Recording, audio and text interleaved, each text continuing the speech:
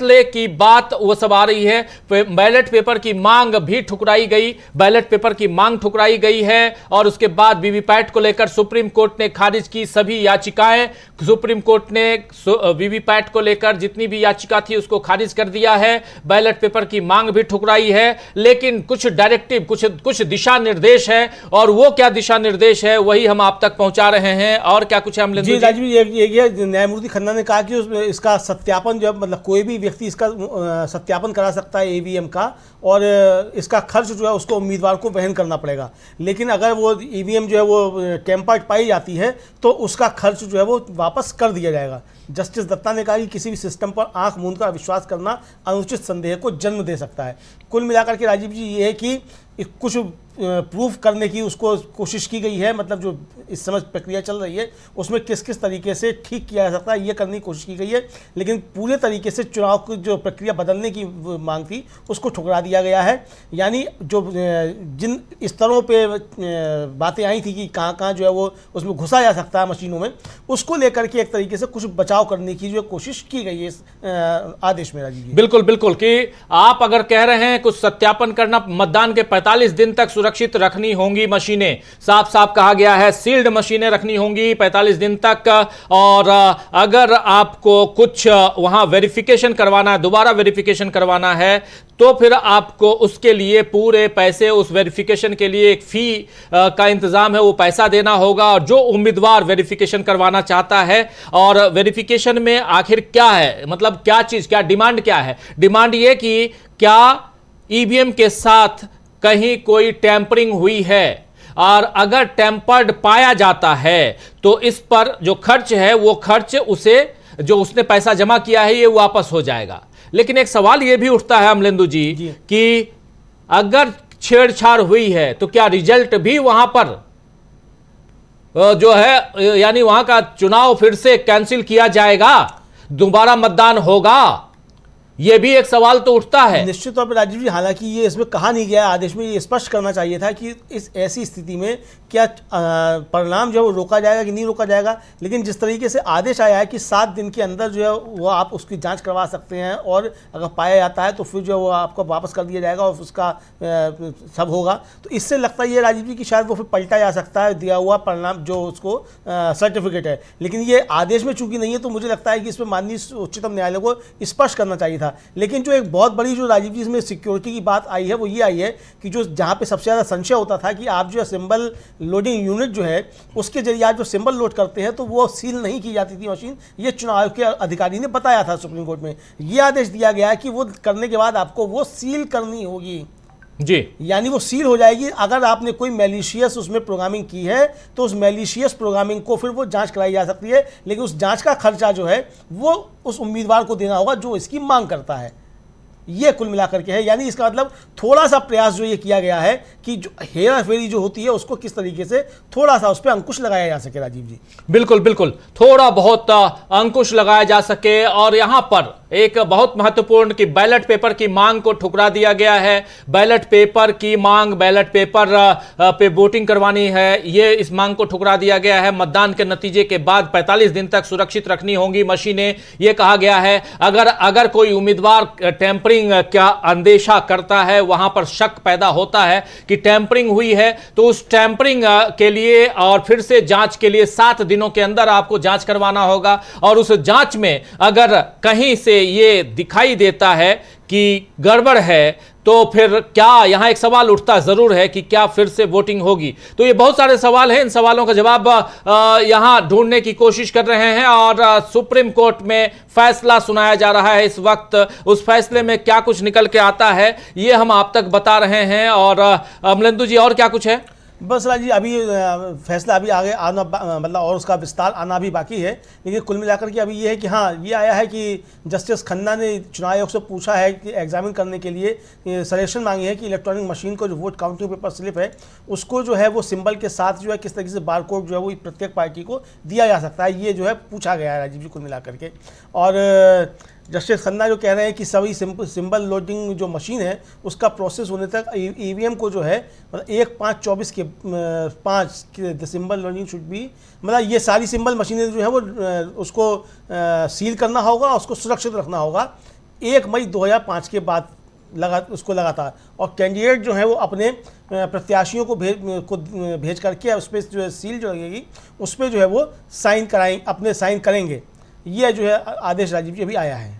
जी, तो लगातार आदेश जो है जारी हो रहा है, वो आदेश आप तक आ रहा है धीरे धीरे कि हो क्या रहा है। और सबसे बड़ी बात कि सुप्रीम कोर्ट में अभी सुप्रीम फैसला आ रहा है और वो भी कोर्ट की तरफ से, और उसमें ईवीएम और वीवीपैट पर सुनवाई, सिंबल लोडिंग यूनिट भी सील किए जाएं ये कहा जा रहा है, जिसमें सिंबल लोडिंग किया जाता है। पर्चियों के 100% मिलान की मांग खारिज कर दी गई है, पर्चियों के 100% मांग को खारिज कर दिया गया है। ये यहां पर हमने देखा तो बहुत कुछ अलग अलग यहां से तस्वीरें जो साफ दिखाई दे रही हैं वो हम आप तक पहुंचा रहे हैं। और क्या कुछ है अमलेंदु जी? जी राजीव जी, ये है कि जो न्यायमूर्ति खन्ना ने चुनाव आयोग से कहा कि वह वोटों की पर्चियों की गिनती के लिए एक इलेक्ट्रॉनिक मशीन के सुझाव पे जांच करे और ये जाने की क्या चुनाव आयोग के साथ प्रत्येक पार्टी के लिए एक बारकोड हो सकता है। जो राजीव जी बारकोड की बात जो थी गोपाल एस नारायण ने उठाई थी, उस बारकोड को प्रत्याशी को और पार्टी को देने की जांच करने की मांग चुनाव आयोग से, यह मतलब जांच करने के लिए कहा है सुप्रीम कोर्ट ने। फिर जस्टिस खन्ना ने कहा है कि 1/5/2024 को या उसके बाद की गई ईवीएम में सिंबल लोडिंग प्रक्रिया पूरी होने पर सिंबल लोडिंग यूनिट को सील कर दिया जाना चाहिए और कंटेनरों में सुरक्षित किया जाना चाहिए। उम्मीदवार और उनके प्रतिनिधि मोहर पर हस्ताक्षर करेंगे। एसएलयू वाले सीलबंद कंटेनरों को नतीजों की घोषणा के बाद कम से कम 45 दिनों तक ईवीएम के साथ स्टोर रूम में रखा जाएगा। पहले राजीव जी अलग अलग रखे जाते थे, अब ये साथ रखे जाएंगे ईवीएम के साथ ही, और 45 दिन तक ये आपको रखना ही पड़ेगा। ये आदेश सुप्रीम कोर्ट ने दिया है। 45 दिन तक रखना ही पड़ेगा, ये आदेश सुप्रीम कोर्ट ने दिया है। तो इसी बीच हम आप तक वो खबर भी पहुंचा रहे हैं जिसके जरिए आप समझ पाएं कि इस चुनाव को बेहतर बनाने के लिए, मतदान की प्रक्रिया को बेहतर बनाने के लिए, पूरे चुनावी प्रोसेस को बेहतर बनाने के लिए और क्या कुछ किया जा सकता है। और उसी पर यहां लगातार जो बातें आ रही हैं, जो खबरें आ रही हैं, वो हम आप तक पहुंचा रहे हैं। चुनाव आयोग एक तरफ चुनाव आयोग के खिलाफ जो याचिका लगाई गई थी, उस याचिका पर एक तरफ फैसले सुनाए जा रहे हैं और उन फैसलों को हम आप तक पहुंचा रहे हैं। जस्टिस खन्ना और जस्टिस दत्ता, इन दोनों का फैसला, 2 जजों की बेंच, और इन 2 जजों की बेंच जो फैसला सुना रही है उसमें सबसे बड़ी बात की 2 चीजें तो खारिज कर दी गई हैं कि डिमांड आप जो कर रहे थे अभी तक, वो डिमांड हम फुलफिल नहीं कर सकते, यानी कि आप 100% पर्चियों की मिलान की बात कर रहे थे, वो हम खारिज करते हैं। और दूसरी बात यहां थी कि हाथ में दिया जाए बैलेट पेपर, वो भी उन्होंने खारिज कर दिया। लेकिन कुछ डायरेक्टिव्स हैं, 2 फैसले हैं, सहमति वाले 2 फैसले हैं, ये भी जस्टिस खन्ना कह रहे हैं। और यहां पे ये कह रहे हैं कि 5% ईवीएम में जो बर्न मेमोरी है वो सेमी कंट्रोलर यानी कंट्रोल यूनिट, बैलेट यूनिट और वीवीपैट की प्रति संसदीय क्षेत्र, प्रति विधानसभा क्षेत्र में घोषणा के बाद ईवीएम के निर्माताओं के इंजीनियरों की एक टीम द्वारा जांच और सत्यापन किया जाएगा। और 5%, पूरा नहीं, 100% नहीं, 5% उम्मीदवार 2 और 3 के लिखित अनुरोधों पर परिणाम, मतलब उम्मीदवार के लिखित अनुरोध पे ही ये परिणाम आएगा सामने। मतलब 5% को अब न सिर्फ ये बल्कि एक स्पेशल यूनिट तैयार किया जाएगा, वो इसकी जांच करेगा। जी, वो इसकी जांच करेगा और ये प्रत्याशी जो उसकी मांग करेगा कि ये 5% की आप इसकी जांच कराइए, और उसका खर्चा जो है वो प्रत्याशी को देना होगा। और अगर मशीनें गड़बड़ पाई जाती हैं तो वो खर्चा प्रत्याशी को वापस कर दिया जाएगा। और ये है कि ऐसा अनुरोध जो है वो प्रत्याशी तरफ से परिणाम घोषित होने के 7 दिन के अंदर किया जाएगा। वास्तविक लागत अनुरोध करने वाले उम्मीदवार द्वारा वहन की जाएगी। ईवीएम में गड़बड़ी पाए जाने पर खर्चा वापस कर दिया जाएगा। ये सुप्रीम कोर्ट का आदेश राजीव जी इस पे आया है अभी। जी, तो सुप्रीम कोर्ट का लगातार आदेश, और ईवीएम और इस पे वीवीपैट पे जो याचिका एडीआर की तरफ से लगाई गई थी, उस याचिका पर आज फैसला आ रहा है। आज चुनाव, एक तरफ ईवीएम की चर्चा खूब, ईवीएम में कहीं टेम्परिंग की बात तो कहीं ईवीएम से छेड़छाड़ की बात तो कहीं ईवीएम की खराबी की बात आ रही है। इस बीच सुप्रीम कोर्ट से यह फैसला और इस फैसले में कितना दम है, यह जानने की हम कोशिश कर रहे हैं। 1 मई 2024 को या उसके बाद की गई ईवीएम में सिंबल लोडिंग प्रक्रिया पूरी होने पर सिंबल लोडिंग यूनिट को सील कर दिया जाना चाहिए, यह बताया गया है। यानी कि यह जो फैसला है, सिंबल लोडिंग यूनिट को सील करने का फैसला, यह 1 मई से लागू किया जा रहा है। 1 मई को या उसके बाद की गई ईवीएम में सिंबल लोडिंग प्रक्रिया पूरी होने पर सिंबल लोडिंग यूनिट को सील कर दिया जाए और कंटेनरों में उसे सुरक्षित रखा जाए, सील बंद कंटेनरों में, और उम्मीदवार और उनके प्रतिनिधि उस पर मोहर लगाएंगे, हस्ताक्षर करेंगे। और SLU यानी कि सिंबल लोडिंग यूनिट वाले सील बंद कंटेनरों को नतीजे घोषित होने के बाद कम से कम 45 दिनों तक EVM के साथ स्टोर रूम में रखा जाएगा, यह कहा जा रहा है। यानी कि EVM की सुरक्षा को और बढ़ाने की बात यहां हो रही है। और अगला जो चरण होगा, मतलब तीसरा चरण जो होगा, उसमें ये नियम लागू होंगे, क्योंकि 1 मई से इनको लागू होना है। हाँ, तीसरे चरण में यानी 7 तारीख को ये लागू होंगे। एक छोटा सा कमेंट चाहूंगा जल्दी से, प्रशांत टंडन जी। फैसला है, देखिए चुनाव प्रक्रिया के बीच में इस चुनाव प्रक्रिया को आमूलचूल तरीके से बदलने का कोई फैसला होने की उम्मीद मुझे नहीं थी, लेकिन जो अब फैसला आया है वो एक बात की गवाही दे रहा है, एक बात की मुहर लगा रहा है कि इलेक्शन कमीशन के EVM के पूरे मैनेजमेंट में खामियां हैं। ये बात सुप्रीम कोर्ट ने मान ली है और उसको ठीक करने के कदम उठाए हैं। तो इस लिहाज से ये बड़ा फैसला है कि सुप्रीम कोर्ट ने माना है कि इलेक्शन कमीशन से जो EVM का डिप्लॉयमेंट है, उसकी देखरेख है, उसका जो पूरा वोटिंग सिस्टम है उसमें खामियां हैं, उन खामियों को ठीक किया जाना चाहिए, जिसके लिए कुछ दिशा निर्देश दिए गए हैं कि वो उसका जो मेमोरी चिप है वो सील किया जाए, उसका जो सिंबल लोडिंग यूनिट है उसको सील किया जाए। इसके मतलब है कि कहीं कोई लूप होल्स हैं इस सिस्टम में। तो ये बड़ा एडमिशन है सुप्रीम कोर्ट की तरफ से, स्वीकार्यता है कि सिस्टम में लूप होल है EVM में। दूसरी बात कि जितने दिशा निर्देश आए हैं अभी तक, उससे कुछ हद तक तो देखिए कि इसमें अगर कोई करप्शन होगा जिसकी कोई प्रमाणिक जांच अभी तक नहीं, अगर कोई करप्शन होगा तो कुछ आंशिक रोक जरूर लगेगी, लेकिन अगर ये सिस्टम ही गड़बड़ है तो इसके बारे में तो तभी हो सकता है कि जब इस पे कोई प्रमाणिक जांच बैठे निष्पक्ष तौर पे चुनाव के बाद। और भी है, एक बात इसमें और भी है, ये कि जस्टिस खन्ना ने कहा है चुनाव आयोग से कि वो वोटों की पर्चियों की गिनती के लिए एक इलेक्ट्रॉनिक मशीन के सुझाव की जांच करे, ये जांच करे कि क्या उसमें चुनाव चिन्ह के साथ साथ प्रत्येक पार्टी के लिए एक बार कोड हो सकता है। यानी कि वोटों की गिनती के समय आप बार कोड का जो जिक्र आया था, आप याद कीजिए संजय हेगड़े का ये वो था, सुझाव था, और एडवोकेट संजय हेगड़े जो प्रशांत भूषण की टीम की तरफ से इसके याचिका को पे अपनी बात रख रहे थे, उन्होंने ये सुझाव दिया था कि उम्मीदवारों को बार कोड दिया जाना चाहिए। तो बार कोड का सुझाव भी यहां स्वीकार कर लिया गया है और यह डायरेक्टिव दिया गया है कि चुनाव आयोग इस पर भी काम करे और बार कोड क्या दिया जा सकता है, यह सुझाव आया था, इस सुझाव की तरफ भी ध्यान दे। तो प्रशांत टंडन जी जो आप बात कह रहे हैं कि कहीं ना कहीं इसमें कुछ गड़बड़ी है, इसको स्वीकार किया है सुप्रीम कोर्ट ने, उसको खुल के सुप्रीम कोर्ट नहीं कह रहा है, लेकिन इतना जरूर है कि इसको और कैसे मजबूत किया जाए, इसकी ट्रांसपेरेंसी को कैसे बरकरार रखा जाए, निष्पक्षता को कैसे बरकरार रखा जाए, ये सारी बातें कहते हुए यहां पर सुप्रीम कोर्ट दिखाई दे रहा है। सुप्रीम कोर्ट साफ साफ कह रहा है कि अगर किसी उम्मीदवार को यह लगता है कि यहां टेम्परिंग हुई है तो वो 7 दिन के भीतर रिकाउंटिंग से लेकर उस टेम्परिंग की जांच तक करवा सकता है। इसके लिए एक नॉमिनल फी देना होगा। अगर इसमें उसकी जो डिमांड है और जो शक है वो साबित वहां हो जाता है तो ये पैसा उस कैंडिडेट को वापस हो जाएगा। इसके अलावा सिंबल लोडिंग यूनिट जिसमें जो EVM है और जिसमें जो सिंबल उस EVM में जिस यूनिट के जरिए सिंबल लोड किया जा रहा है, आप ये केयर कीजिए, एक तो EVM है,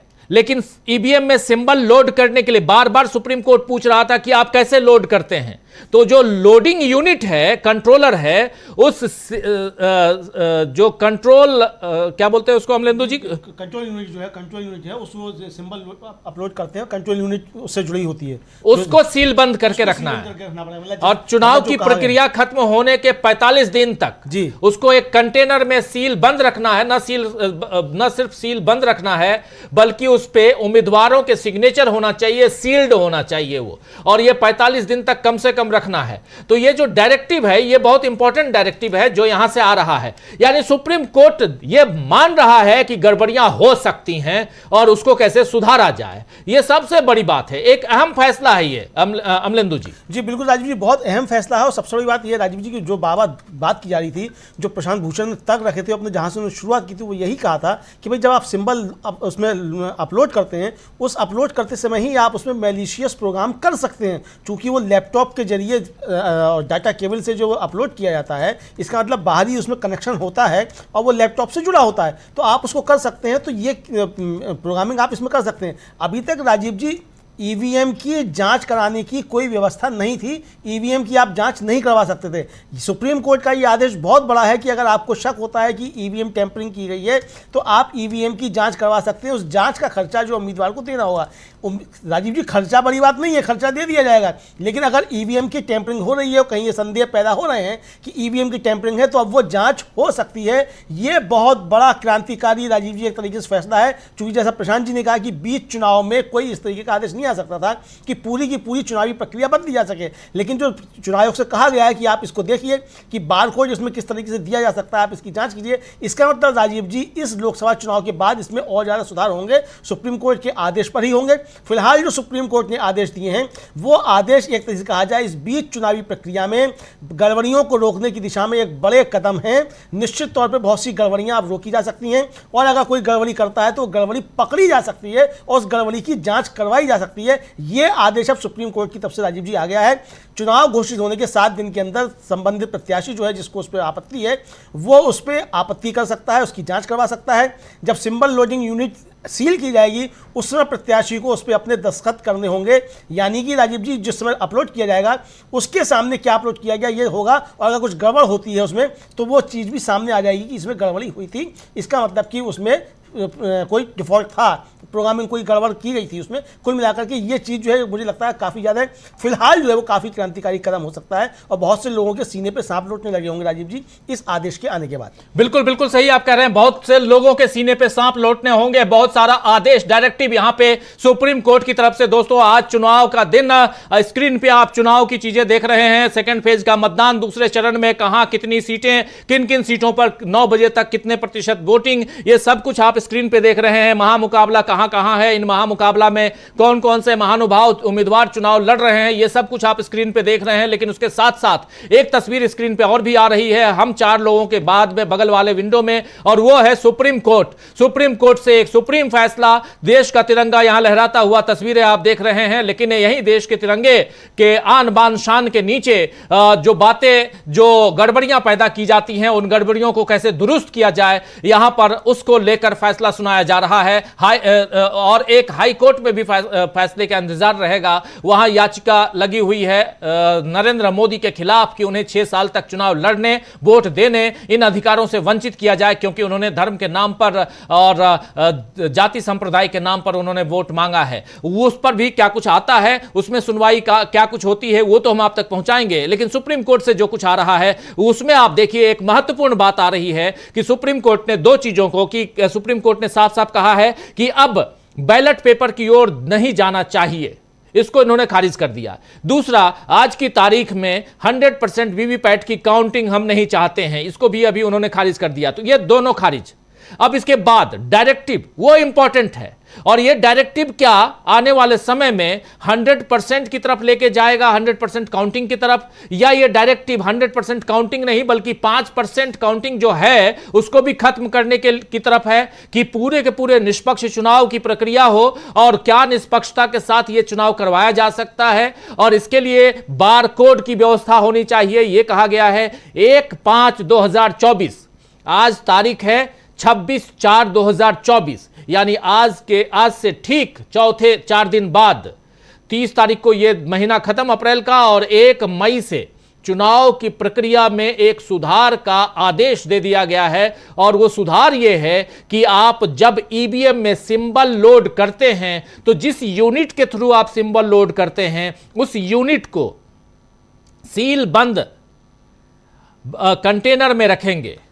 चुनाव जैसे जिस दिन आप यूनिट के थ्रू आप सिंबल लोड कर रहे हैं उसी दिन उम्मीदवारों के सामने आप इसे सील बंद करेंगे और इस पर मोहर लगाएंगे, साइन करवाएंगे उम्मीदवारों को और एक कंटेनर में सुरक्षित रखेंगे तब तक जब तक कि चुनाव की प्रक्रिया खत्म न हो जाए। और चुनाव की प्रक्रिया जिसमें रिजल्ट भी है, रिजल्ट के बाद 45 दिनों तक इसे सुरक्षित रखना है। एक बहुत ही इंपॉर्टेंट फैसला। दूसरा फैसला यहां इंपॉर्टेंट क्या है, वो ये है कि कहा गया है, एक डायरेक्टिव है चुनाव आयोग को सुप्रीम कोर्ट की तरफ से कि बार कोड क्या बांटा जा सकता है, can we distribute the bar codes to the candidates.